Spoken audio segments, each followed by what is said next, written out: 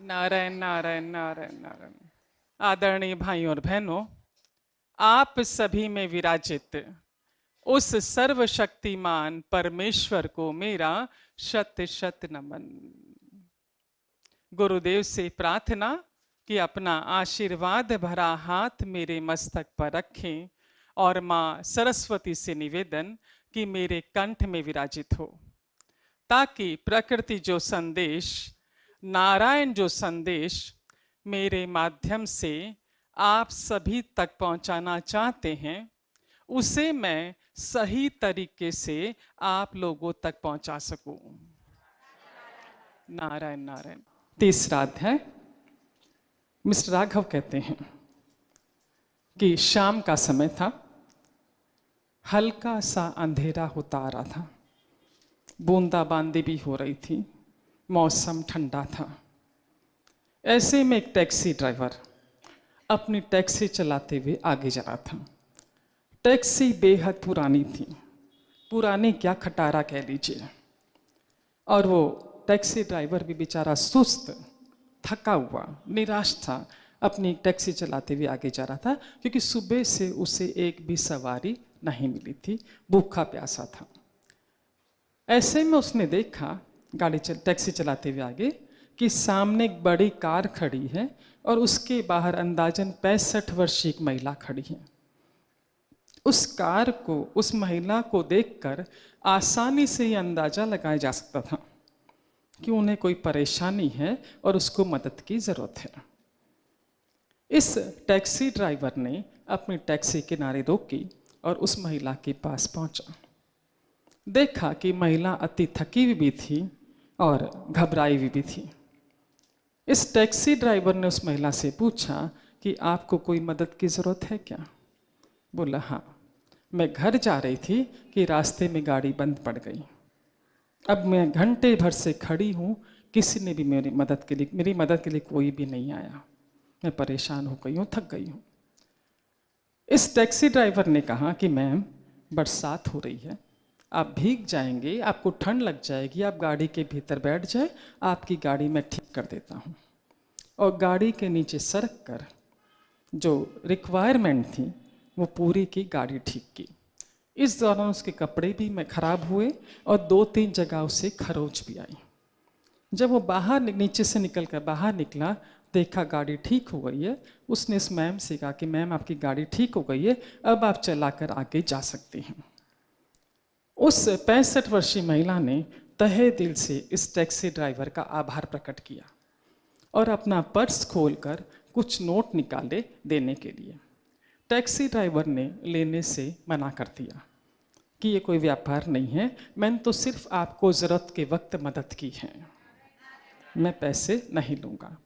पर जब वो बारंबार फोर्स करने लगी पैसा लेने के लिए, तब उस टैक्सी ड्राइवर ने कहा कि ये रुपये आप रखिए, आगे ये रुपये किसी ज़रूरतमंद की मदद के लिए रख लीजिए, और जब आप किसी ज़रूरतमंद को मदद करेंगी तो मुझे ज़रूर याद कीजिएगा, मेरा नाम केशव है, और इस प्यार की कड़ी को इसी तरह आगे बढ़ाते रहिएगा, यही मेरी कीमत है। ऐसा कहकर टैक्सी ड्राइवर चला गया और ये महिला भी अपनी गाड़ी में बैठकर आगे रवाना हो गई। रास्ते में इस महिला को बड़ी तेज भूख लगी और सामने देखा कि छोटा सा रेस्टोरेंट था। अपनी गाड़ी रोकी, उस रेस्टोरेंट में गई। जब उस रेस्टोरेंट में गई, छोटा सा रेस्टोरेंट था, एक प्रेग्नेंट महिला, भागी भागी महिला वेटर इसके पास एक छोटा सा सुंदर सा टॉवेल लेकर आई और इसको देते हुए बोला कि मैडम लीजिए, अपना पसीना पोंछ लीजिए, बाल पोंछ लीजिए, अन्यथा आपको ठंड लग जाएगी। इस सीनियर सिटीजन को बड़ा आश्चर्य हुआ कि ये महिला सुबह से प्रेग्नेंट है, सुबह से काम कर रही है, फिर भी इसके चेहरे पर मुस्कान है और कितनी विनम्रता के साथ इसने वो नैपकिन मुझे ला के दिया है। ये नज़ारा देखकर उसे उस केशव की याद आ गई और फिर जो चीज़ें खाने की ऑर्डर दी वो खाया और 500 का note as a tip, as a bill रख दिया सामने।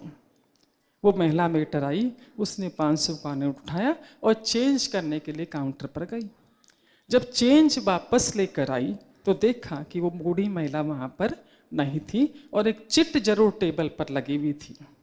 वो चिट उठाकर पड़ी, उसके नीचे 500 का नोट रखा हुआ था।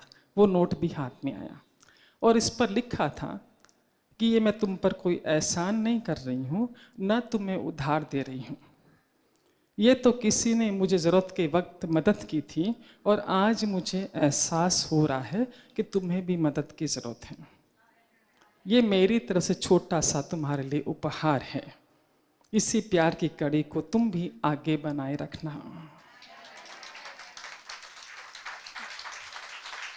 इस महिला ने भगवान का शुक्र किया, 500 का नोट लिया, पहले की जो चिल्लर थी वो रखी जेब में और खुशी खुशी अपना पूरा काम किया होटल का, क्योंकि कृतज्ञता से भाव से भर उठी थी, आभार से भर उठी।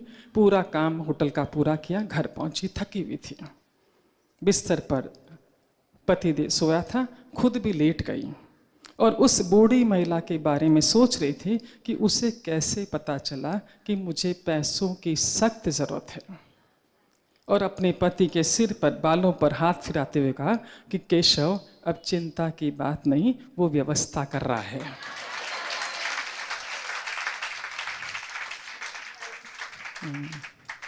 जो आप देते हैं वही लौटकर हमारे पास आता है। अब चलते हैं हमारे प्रथम अध्याय की ओर।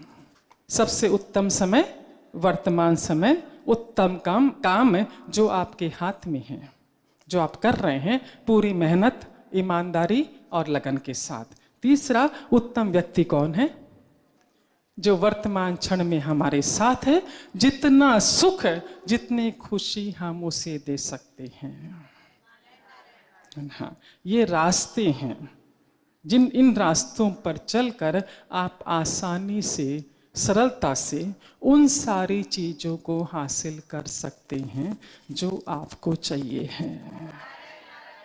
दूसरा अध्याय, टाइटन इंडस्ट्री के सुंदर रॉय, उन्होंने जाना समझा उस रिक्शा चालक के माध्यम से कि सीमित साधनों में भी हम दूसरों की मदद कर सकते हैं, दूसरों को दे सकते हैं। आप पूरा इतिहास चेक कर लीजिए, पूरी हिस्ट्री देख लीजिए। आज लेकर कोई बड़ा नहीं बना है। जिसने दिया है वही ऊंचाई पर आया। पूरा इतिहास देख लीजिए।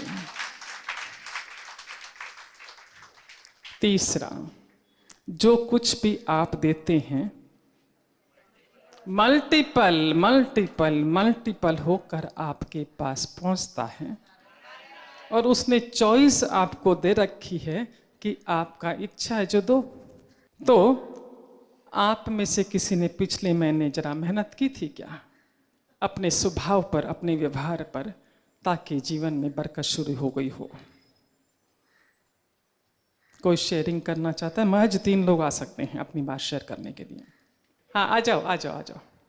शाबाश, 2 को और चांस है।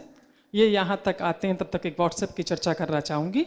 आजकल एक व्हाट्सएप बहुत चल रहा है, फॉरवर्ड कर रहे हैं, बहुत आ रहा है।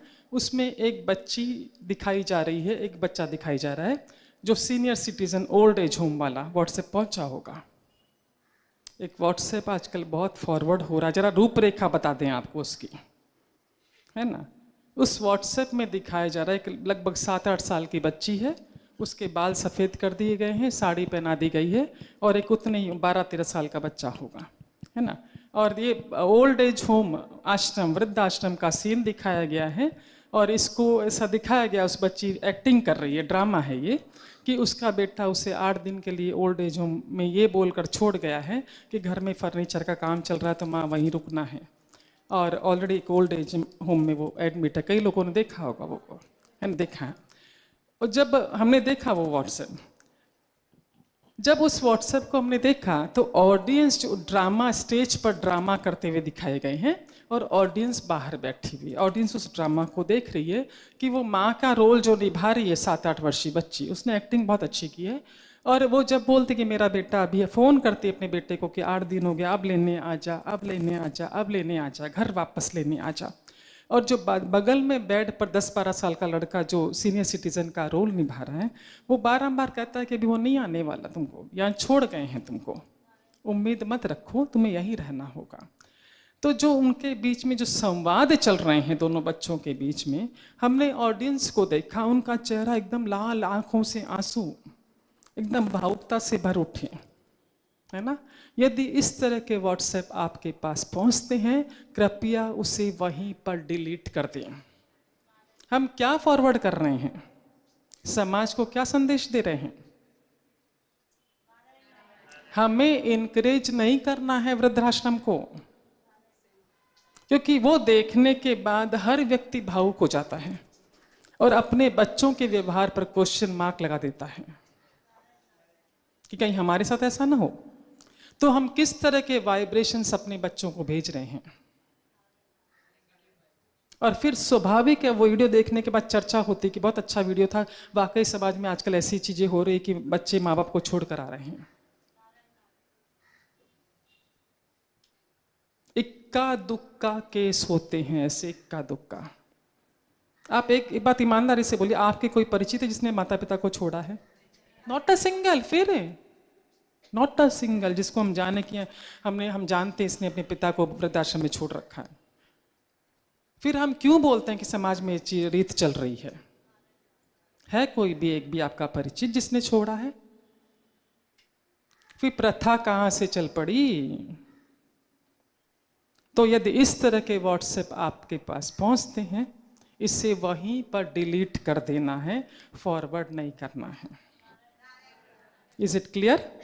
धन्यवाद आपका, धन्यवाद। हाँ, एक सिंगल शेयरिंग ये करूंगा हाँ। कि मैं एक हफ्ता भर पहले एक मॉल से बाहर आ रहा था, तो एक कपल आगे जा रहा था मेरे से, और वो कपल ने अपने मस्ती में चल रहे थे दोनों जन, उनके जेब से 1500 के नोट गिर गए। नए कि पुराने? पुराने वाले, पुराने। 1000 का तो नया पुराना ही है। हाँ, तो मैं सोचा शायद, फिर भी मैं बोला नहीं है, मैं उसको 2-3 बार आवाज दी, फिर भी वो अपने मस्ती में चल रहा था। फिर उसका एक नोट हवा में थे, गिर गए, और 100।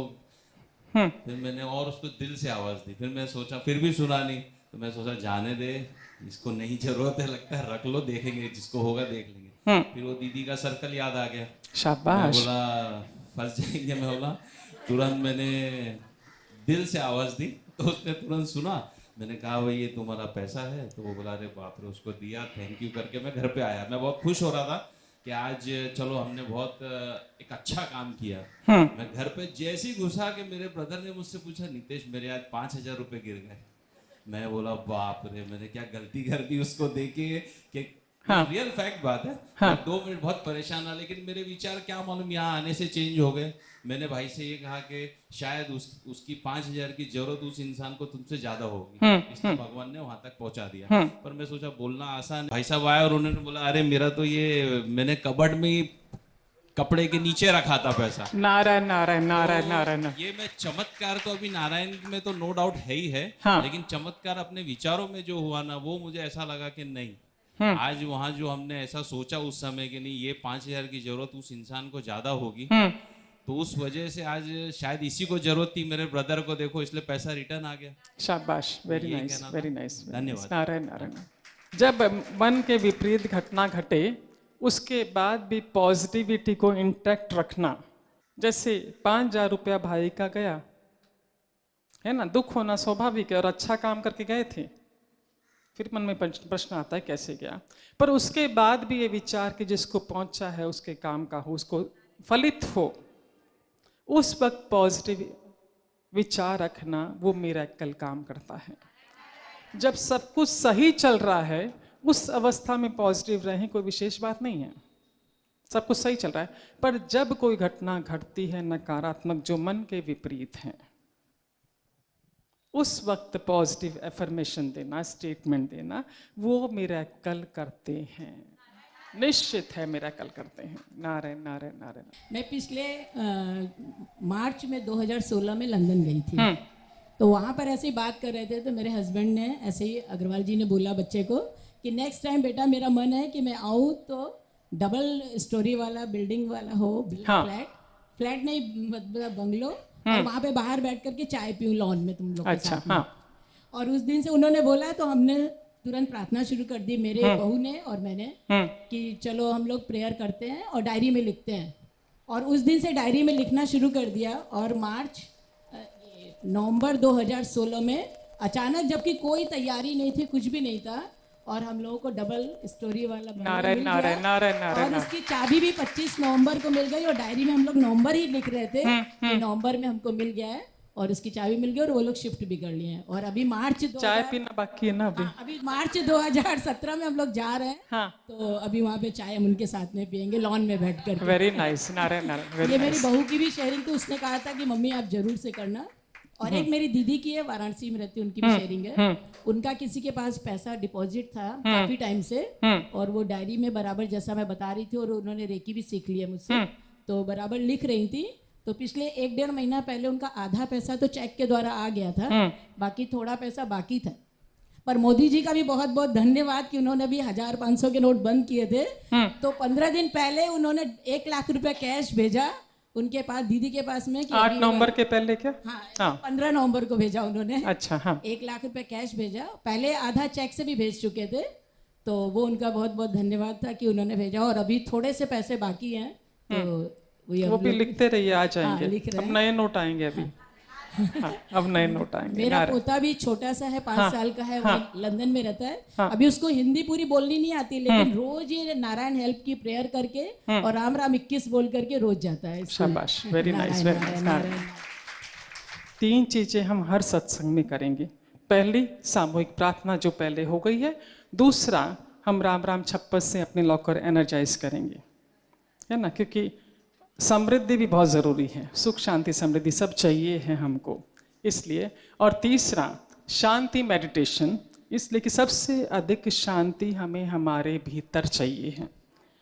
जब हम सामूहिक रूप से ये चीज़ें करते हैं तब वो फलित होना उसका निश्चित है, क्योंकि शास्त्रों में लिखा है कि यदि 1 से अधिक व्यक्ति, यानी 2 व्यक्ति भी एक साथ बैठकर एक ही मकसद से प्रार्थना करते हैं, तो उसे उसका जवाब देना पड़ता है, उसे आशीर्वाद देना पड़ता है।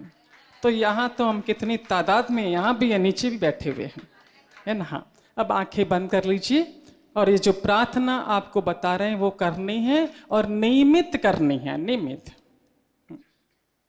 आंखें बंद। हमारे सामने एक ड्रॉवर, उसमें 2000 की गड्डियाँ रखी हुई, फिर 500 की गड्डियाँ, 100 की गड्डियाँ, 50, 20, 10, और एक प्याले में चिल्लर पैसा। उस अक्षय पात्र से कहें, I love you, I like you, I respect you, क्योंकि आप मेरे लिए बहुत लक्की हैं, बहुत शुभ हैं। आप में रखे रुपयों की हमेशा बरकत, बढ़ोतरी होती है। और एक अग्रिम हम उनसे ये भी संदेश कन्वे कर दें हमारा, उन नोटों को, कि जब भी आप बाहर जाएंगे, समझो सामान कोई खरीदा, आपको रुपया पैसा देना होगा, है ना, तो हम आपसे पहले ही प्रार्थना कर रहे हैं कि आप जब हमारे पास से जाएंगे तो जिसके पास भी जाएंगे उसके खूब बरकत करना, बढ़ोतरी करना, उसका पूरा काम करके मेरे पास मल्टीपल होकर आ जाना। ये समृद्धि आपकी भाषा अच्छी तरह समझती है, और ये दिमाग में सेट कर लीजिए ये भाव कि जो भी रुपया आपके हाथ से दूसरों के पास जा रहा है, इस भाव को प्रबल बना लीजिए कि जो भी रुपया आपके हाथ से दूसरों को जा रहा है वो अपने परिवार को, अपने कुनबे को लेने जा रहा है। इसलिए मुस्कुराते हुए देना है सबको, और टिप के साथ दें। अतिरिक्त पैसा जरूर रखें उसके पास, चाहे 2-5 नोट ऊपर रखें, 2 का 5 का रुपया रखें, पर अतिरिक्त दें जो बिल बना है उसे, इस भाव के साथ कि मेरे पास से जा रहा है तो निश्चित अपने परिवार को, कुटुंब को लेने जा रहा है। अगेन आंखें बंद कर लीजिए, गहरी सांस, और ऐसी कल्पना करनी है एक छोटा सा कलश हमारे माथे पर, क्राउन चक्र पर, जहाँ पनिहारी अपना मटका रखती है। उस कलश का नाम है शांति कलश। 14 बार गिनते हुए हम दोहराते जाएंगे एक सर्टन मंत्र, ताकि हमारे भीतर शांति का स्टॉक हो जाए। शांति का स्टॉक क्यों करना है, इस मेडिटेशन के बाद बताएंगे। हे नारायण, आपका धन्यवाद है, हमारे भीतर असीम शांति है, असीम शांति है, असीम शांति है। नारायण, हमारे भीतर असीम शांति है, असीम शांति है, असीम शांति है। नारायण, हमारे भीतर असीम शांति है, असीम शांति है, असीम शांति है। नारायण, हमारे भीतर असीम शांति है, असीम शांति है, असीम शांति है। नारायण, हमारे भीतर असीम शांति है, असीम शांति है, असीम शांति है। नारायण, हमारे भीतर असीम शांति है, असीम शांति है, असीम शांति है। नारायण, हमारे भीतर असीम शांति है, असीम शांति है, असीम शांति है। नारायण, हमारे भीतर असीम शांति है, असीम शांति है, असीम शांति है। नारायण, हमारे भीतर असीम शांति है, असीम शांति है, असीम शांति है। नारायण, हमारे भीतर असीम शांति है, असीम शांति है, असीम शांति है। नारायण, हमारे भीतर असीम शांति है, असीम शांति है, असीम शांति है। नारायण, हमारे भीतर असीम शांति है, असीम शांति है, असीम शांति है। नारायण, हमारे भीतर असीम शांति है, असीम शांति है, असीम शांति है। नारायण, हमारे भीतर असीम शांति है, असीम शांति है, असीम शांति है। आपका धन्यवाद है, धन्यवाद है, धन्यवाद है। गहरी सांस, दोनों हाथों को आपस में रगड़कर आंखों पर, चेहरे पर घुमाएं और मुस्कुराते हुए अपनी आंखें खोलें। ये जो आपको प्रोसेस बताया अभी, इसे सुबह उठते से कर लीजिए, नाश्ते के पहले, लंच के पहले, डिनर के पहले, रात को सोते वक्त। आप देखेंगे 30 सेकंड से भी कम समय आपको लगता है इसके भीतर, पर दिन प्रतिदिन आपके भीतर शांति का भंडार इकट्ठा होता जाएगा। उसके बेनिफिट क्या, देख लीजिए। यहाँ माँ सरस्वती जी वास करती है ना। हमें बरकत, बढ़ोतरी, प्रचुरता वाला जीवन जीना है ना। हाँ, तो ध्यान, यहाँ पर माँ सरस्वती विराजती है और जीवा पर अभी लक्ष्मी जी बैठी हुई है, बैठी हुई। जो ही आप तेज बोलते हैं, गलत शब्दों का उच्चारण करते हैं, चीखते हैं, चिल्लाते हैं, क्रोध करते हैं, सबसे पहले आपकी लक्ष्मी गई। हाँ, बरकत, बढ़ोतरी, प्रचुरता भरा जीवन जीना है। प्रचुरता मतलब सिर्फ धन नहीं, प्रेम, आदर, सम्मान, प्रशंसा से भरा जीवन जीना है। तो हमें अपने शब्दों का चुनाव चुन चुन कर करना होगा। सबसे अधिक इधर ध्यान, मुंह से निकले वो सोच समझ कर निकालें, क्योंकि हर शब्द, नकारात्मक शब्द का उच्चारण आपने किया, डर, घबराहट, बेचैनी लेकर आएगा। आपने सही शब्दों का उच्चारण किया, सुख, शांति, समृद्धि लेकर आएगा। शब्दों में इतनी सामर्थ्य है। Narayan Narayan Narayan Narayan. I love you, I like you, I respect you. Narayan bless you, Narayan bless you.